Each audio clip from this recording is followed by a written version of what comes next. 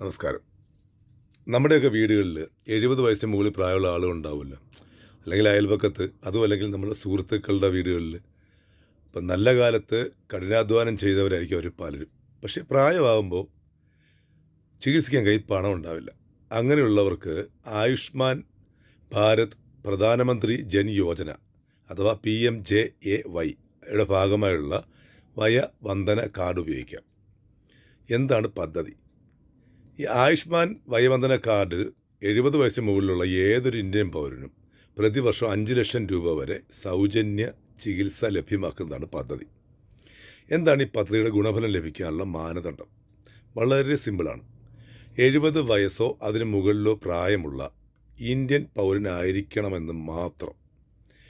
ഏത് വരുമാന പരിധിയിലുള്ളവർക്കും ഇതിൽ അപേക്ഷിക്കാം. പദ്ധതിയിൽ രജിസ്റ്റർ ചെയ്യാൻ എന്തൊക്കെ രേഖകൾ വേണം? 1. ആധാർ കാർഡ്. 2. ഒരു മൊബൈൽ നമ്പർ. പിന്നെ വളരെ കുറച്ച് KYC രേഖകൾ. ഇതെങ്ങനെ അപേക്ഷിക്കാം? നാഷണൽ ഹെൽത്ത് അതോറിറ്റിയുടെ വെബ്സൈറ്റിലൂടെയോ അതല്ലെങ്കിൽ ആയുഷ്മാൻ ഭാരത് ആപ്പ് ഡൗൺലോഡ് ചെയ്തോ ഓൺലൈനിലായി അപേക്ഷിക്കാം.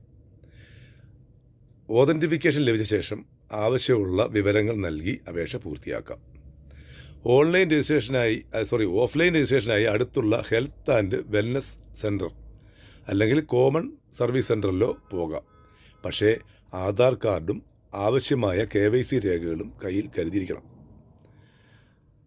ഈ സൈറ്റിൽ നിന്നും നമുക്ക് ഈ വയോവന്ദന കാർഡ് ഡൗൺലോഡ് ചെയ്തെടുക്കാം. ഈ വയോവന്ദന കാർഡ് ചില്ലറക്കാരനല്ല കേട്ടോ.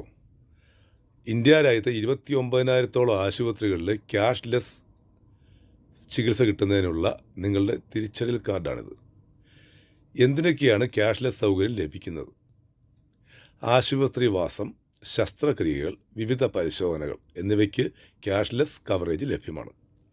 പക്ഷേ ചില കാര്യങ്ങൾ ശ്രദ്ധിക്കണം കേട്ടോ. ചികിത്സ തേടുന്ന ആശുപത്രികൾ പദ്ധതിയുടെ ഭാഗമാണോ എന്ന് ശ്രദ്ധിക്കണം.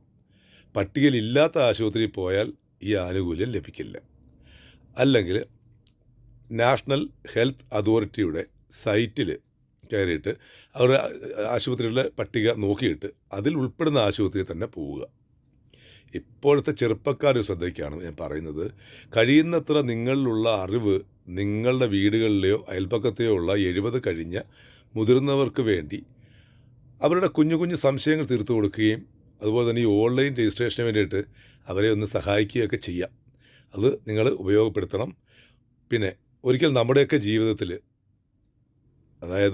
ജീവിതത്തിൽ പ്രകാശമായിരുന്നവരുടെ ജീവിതത്തിലേക്ക് നമുക്കും പ്രകാശം തിരികെ നൽകാം. എല്ലാവർക്കും നല്ലൊരു ദിവസം നേരുന്നു.